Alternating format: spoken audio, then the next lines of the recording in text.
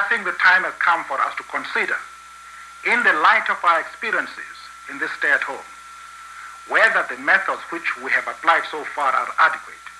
Global Vision presents the television news magazine of Southern Africa. It doesn't exist on television, and it doesn't exist.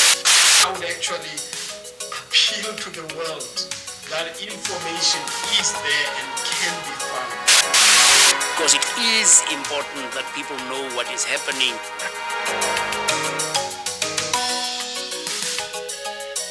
This week, South Africa Now reports these stories. 1989 was a turbulent year of change worldwide, and Southern Africa was no exception. Mr. de Klerk, your back is to the wall.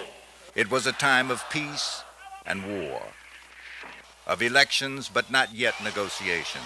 There is a continuing confrontation between the democratic forces, liberation movement in the country, against the forces that are determined to perpetuate apartheid.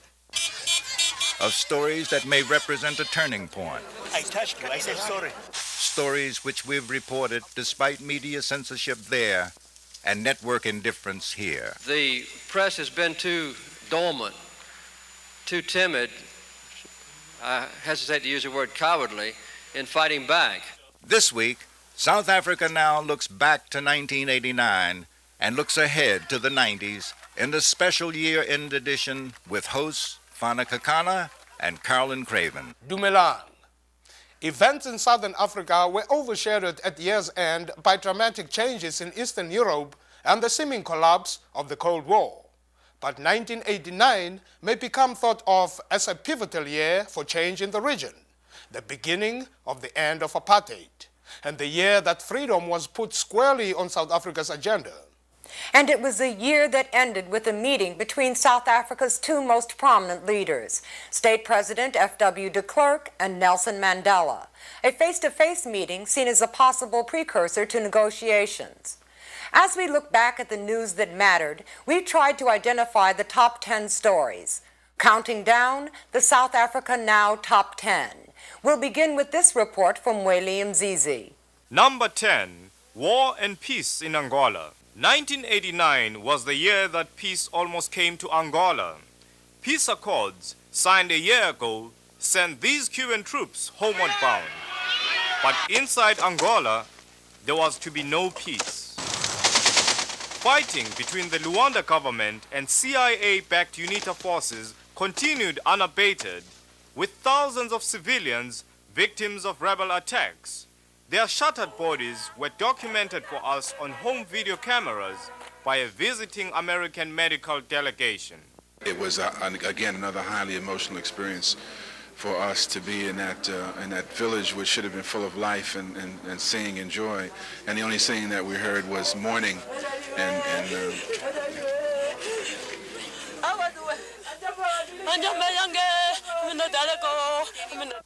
Zaire's dictatorial president, Mobutu Sese, convened African heads of states to witness the face-to-face meeting of Angola's President Dos Santos and UNITA's Jonas Savimbi. The ceasefire collapsed, and Savimbi refused to remove himself from the scene. He is really the spiritual father of the crime, the genocide that has been established in our country. With all these actions, all these military activities for destruction of the country, for destruction of the economy, the infrastructures, killings of the people, making of amputees, children, men, women, and so on, we find that this is not yet time for him to come. In late December, a CIA arms supply plane like this one crashed inside Angola, indicating that while the United States was condemning alleged Soviet intervention in regional conflicts in Central America, the U.S. had no qualms about its own interventions in Africa. Under-Secretary of State Herman Cohen made that clear in an exclusive interview with us. We will not make any changes in our policy till we really see a process of negotiation really getting going. At that point, we will consult with Dr. Savimbi and see what we should be doing. We look forward to the day when U.S. assistance will no longer be necessary, but it's a little premature right now to make such decisions. Obviously, that will complicate things, because the more external interference we get, the more difficult it's going to be for us to negotiate. Story 9 in our countdown takes us from Angola across all the frontline states. South Africa's neighbors continue to be targeted by a South African orchestrated destabilization campaign, a story that gets virtually no coverage in the West. One can't talk about Southern Africa in the context of apartheid only inside South Africa. Apartheid affects the whole of the region. It's a cancer throughout the region. And that cancer has in the past 8-9 years, since 1980 anyway, cost 1.1 million war-related deaths in the frontline states, over half of them children under the age of 5. And the minimum cost to the frontline states has been $35 billion in this period, double their external debt. The United Nations Economic Commission issued a report in October detailing this damage further, but it got virtually no attention. One big story is why this story is rarely, if ever, reported. It's a serious problem of non-coverage of Southern Africa. The frontline states are even less covered than South Africa. To some extent, that's understandable because apartheid is a big issue. But apartheid now is very much a regional issue. It affects all the countries in Southern Africa. Mozambique was hardest hit among the frontline states, where an internal war is causing havoc in the population, with charges that South Africa is still fueling the conflict by aiding Mozambique's brutal Renamo rebels. They continue their action in Mozambique. They continue to have the support of South Africa. They shot a young woman who was running away carrying her child. Then they shot the child.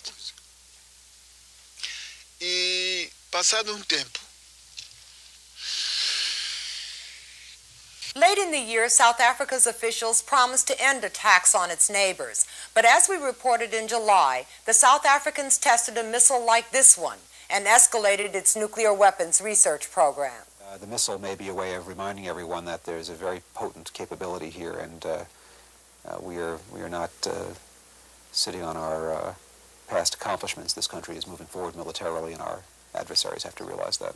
The destitution in the frontline states is pervasive. But in neighboring South Africa, one of the continent's wealthiest countries, poverty is endemic and brutal. That's our story number 8, Black Poverty. That was the subject of a recent Carnegie Corporation study that received virtually no TV coverage. South Africa is a rich and powerful country. Its gold and diamonds fueled the growth of the most affluent and advanced economy in Africa. The South African government frequently boasts that its blacks are better off than Africans elsewhere. Huge percentage of South Africa's black population who have indeed lifted themselves out of the third world. These homes in Soweto are offered as evidence of the upward mobility of a few. But the Carnegie inquiry documents the lives of the majority, with statistics and stories culled from their struggle to survive. People living in hovels. Women lugging heavy loads of timber for fuel on their heads. Exhausted faces and defeated people. These are the faces of poverty. More than half of the black population lives on the brink, below the minimum living level. And below that minimum living level, we find on average between 60 and 65% of black South Africans are living. If you look in particular areas such as the reserves or what are called the homelands, the Bantustans, that figure is about 81%. In other words, 4 out of every 5 households simply can't make it. South Africa has the highest level of inequality of the 57 countries studied. The gap between rich whites and poor blacks is vast. Facts and figures of the gap between the very rich and the very poor speak for themselves, in that you do have inequalities in this country, but not to the same extent. You do have racial discrimination in this country, but it's not legitimated in terms of the law does not say you shall discriminate. We have it within ourselves in terms of the material resources, the human resources, to actually create a better society. Story 7 on our list is ongoing. Revelations about police death squads operating against anti-apartheid activists. Philip Tomlinson reports. ANC leader Dulcie September slain in Paris. Ruth First, scholar and activist killed by a letter bomb. SWAPO leader Anton Lobovsky slain in Namibia. David Webster, university professor, struck down in front of his home. All eliminated in what is now being seen as a campaign of state terrorism waged by the South African government. In a shocking revelation, former police official Jerry Coetzee said he led a squad that assassinated these and other government opponents. I would say that there are probably 2 or 3 different kinds of hit squads. There's first of all the hit squads which are based within the police ranks. In other words, within police structures. They get their support, they get their funding. Then, at the other end of the scale, there are right-wing hit squads, which are, if you like, private hit squads operating out on their own. And then I would think that in between there are sort of hybrid operations where you've got, let's say, semi-private hit squads whose members, or some of whose members, might be policemen. F.W. de Klerk has declined to launch an independent inquiry, but promises to investigate. He also announced the dismantling of the national security system established by his predecessors. But this is one scandal with many more devastating details yet to come. Albie Sachs, the ANC lawyer who was nearly killed when his car was bombed, knows that firsthand. I would suspect that soldiers are involved. I would suspect that police are involved, that security police are involved. On a related note, December also saw a South African court acquit these policemen, who in 1985 emerged from a truck in a surprise attack, firing on and killing demonstrators in what is now known as the Trojan Horse Incident. For South Africa Now, this is Philip Tomlinson reporting. The 6th story on our list starts here, in the office buildings of major corporations in cities like New York and London. It's the story of sanctions and divestment. Despite worldwide protests, South Africa has managed to resist the tightening of the economic noose, as our investigative stories pointed out, like this one about the oil trade. Here's how the deals work. South Africa pays the middlemen up to $8 per barrel above the market price. It's been estimated that beating the oil embargo has cost Pretoria more than $2 billion annually. South Africa lost $625 million in trade and investment since the Anti-Apartheid Act took effect in 1986. But in 1989, it became clear that economic sanctions were working, and that international pressure continues to be an important factor in bringing Pretoria to the negotiating table. We are here to affirm once again that targeted, well-selected sanctions can be the most meaningful tool to bring the South African government to the negotiating table. And the pressure of financial sanctions such as those which Dr. Alan Bostock referred to are crucial. You can end apartheid tomorrow if you wish. South African industry opposes sanctions. Bobby Gottsell of the giant Anglo-American Mining Corporation. I am myself profoundly opposed to sanctions for simply strategic reason. I don't believe that white rulers are going to be more flexible, more open-minded in an economic climate of poverty. The weakest government in the world can defy the strongest corporation anywhere in the world and win. I mean, you know, this business of the companies having that kind of power is ludicrous. But South African workers disagree. Jay Naidoo is a leader of COSATU, the million-member strong labor federation. These transnational companies operating in South Africa have historically benefited from apartheid and still do, because apartheid guarantees a cheap labor system in our country. International pressure and protests like this one against Shell Oil in Holland have had an impact, as a number of major multinational corporations have pulled out of South Africa. But despite the protests, this year, Pretoria managed to renegotiate an extension of loans from international banks like Manufacturers Hanover and Citibank. Everybody who is investing in Citibank is buying bullets to kill people in South Africa. The sanctions and divestment debate will continue in 1990 with new congressional action a possibility. Story 5, the Mandelas. De Klerk may be the president, but for many people the world over, Nelson Mandela is the real power. He was a constant news story in 1989, as was his wife, Winnie. Naja Smith has more. As another decade ends, the leader and symbol of the African National Congress remains locked away in this government prison farm. But stories of Mandela's imminent release were floated all year, and his December 13th meeting with F.W. de Klerk highlighted speculation that he'll be out and will play a major role in any future negotiations. Mandela has only been seen by friends and family over the last quarter of a century. Lawyer George Bezos was one of his visitors. People say that he has been mythologized, and one of the reasons for his release is to demythologize him. He's a very real person to me. He is a thoughtful and generous man.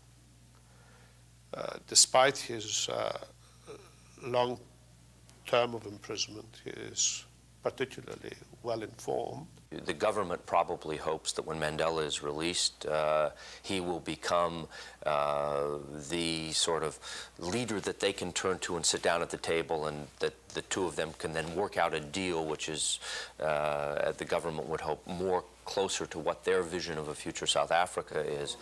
Within the opposition, there's a lot of belief that once Mandela is released, I don't want to draw an analogy to Eastern Europe, but I think that there's probably some thinking that it might be the event that would touch off sort of a tidal wave of peaceful protest that would force the government to speed up the process of change and to speed up movement towards negotiations.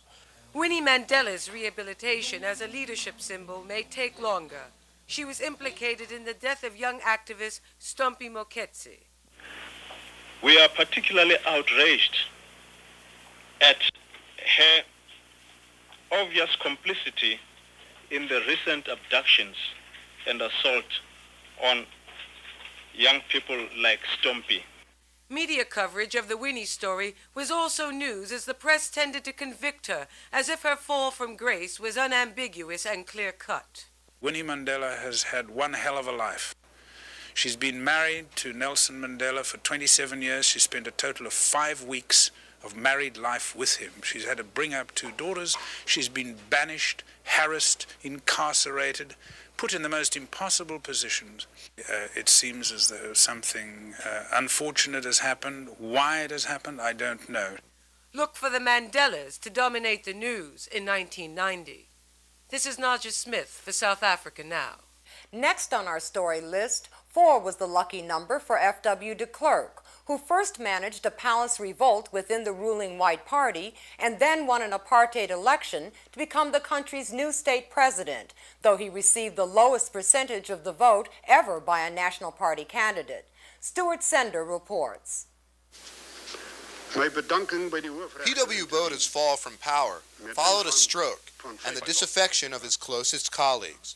It was the last in a strange chain of events that came to a head over de Klerk's visit to neighboring Zambia to meet its leader, Kenneth Kaunda. I said to Mr. de Klerk, Mr. President, Mr. Acting President, I have asked whether you are just another Foster, another Botha, or are you the Joshua we have been waiting for? You don't have more than 2 years to give us that answer. If you don't, that explosion I've been talking about will take place.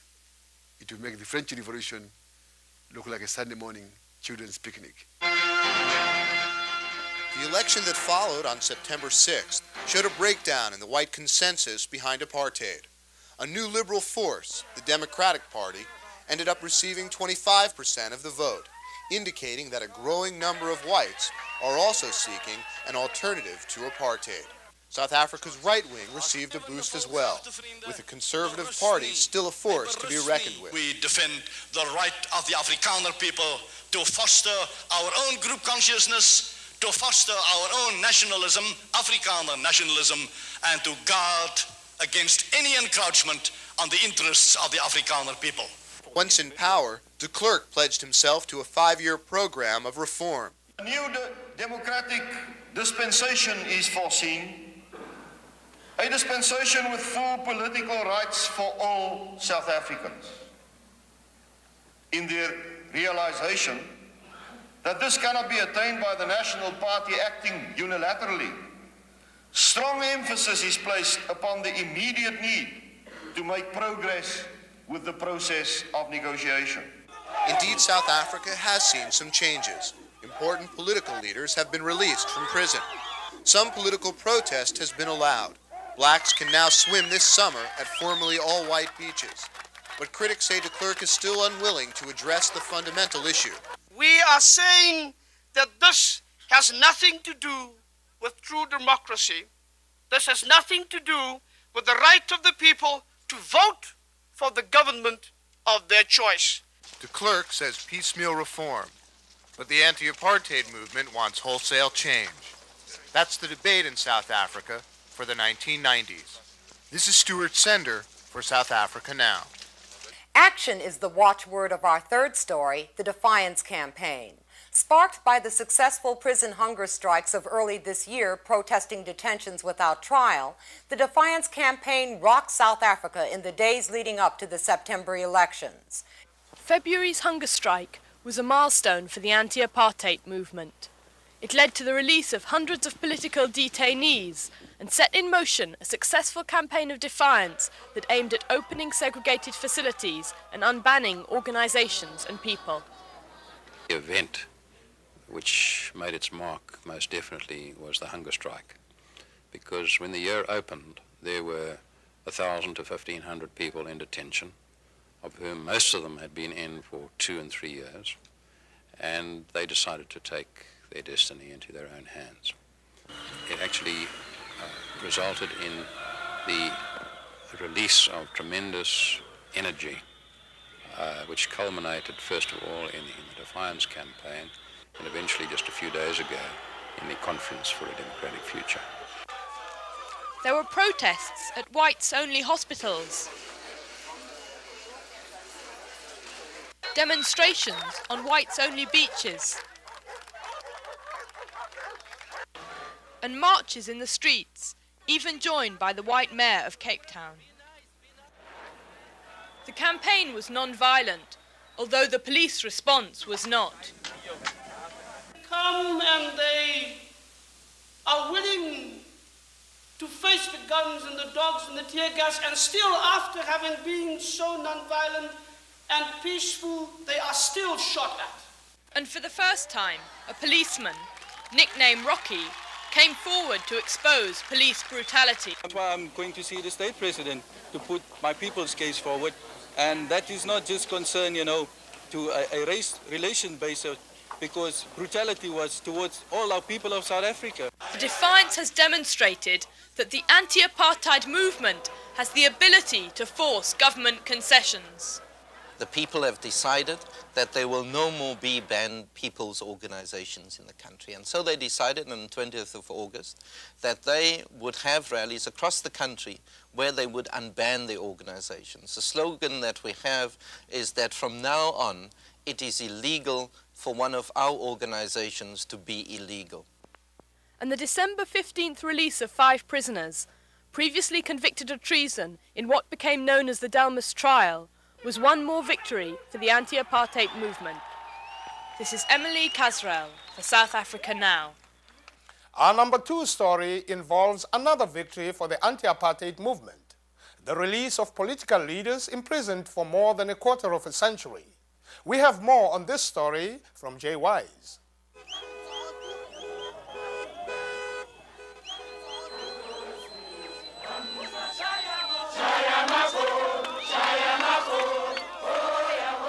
It was a triumphant return.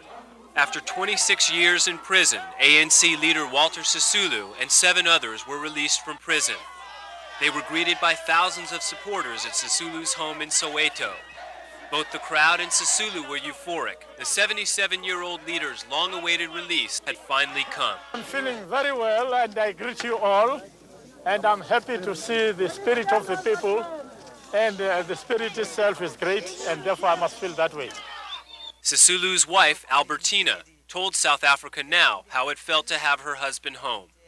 For me to know that now I have a partner at home to share the views and ask questions, it's a strange, feeling to us.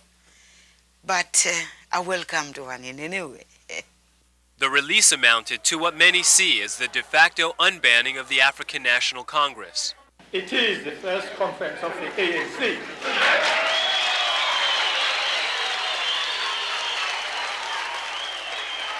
And it was followed a week later by this massive ANC rally of 70,000 people, the first of its kind in more than a quarter century. The enthusiasm and energies of the people, which clearly demonstrated to me that the levels of militancy will never be crushed in our country.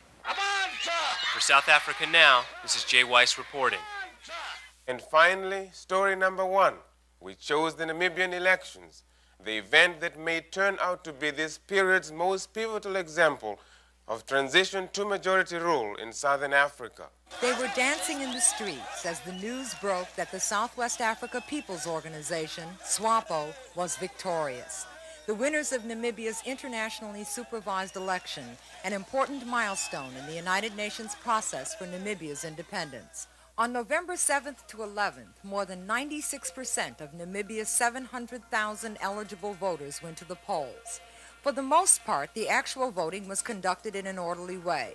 The majority supported SWAPO, the Namibian Liberation Movement, which led the struggle for independence. SWAPO took 41 of 72 seats in the new Constituent Assembly, while their main challenger, the South African-backed Democratic Turnhala Alliance, or DTA, won 21 seats, and 5 smaller parties split the rest. There are no losers. We are all victors. Even those that did not gain seats will have the opportunity to enjoy the fruits of independence. And as 1990 begins, Namibia's new Constituent Assembly continues to hammer out a constitution. South Africa says it will work with its former colony's new government, but economic dependence and continued political violence threaten the future. Still, if all goes according to plan, Namibia will be celebrating its first day of independence by April 1st, 1990. Thank you for watching South Africa Now this past year. Thanks to the support of our viewers, a few key funders, and the continued cooperation of the Africa Fund, we've managed to bring you uncensored news and views from Southern Africa. If you're interested in any of the issues we cover, just send a self-addressed stamped envelope to South Africa Now, P.O. Box 1907, Canal Street Station, New York, New York 10013. South Africa Now is produced by Global Vision on a non-profit basis in association with the Africa Fund. Next week, we'll bring you a holiday special, the hottest music videos from and about Southern Africa. For all of us at South Africa Now and Global Vision, all the best for the holiday season. I'm Fana Kekana. Happy New Year.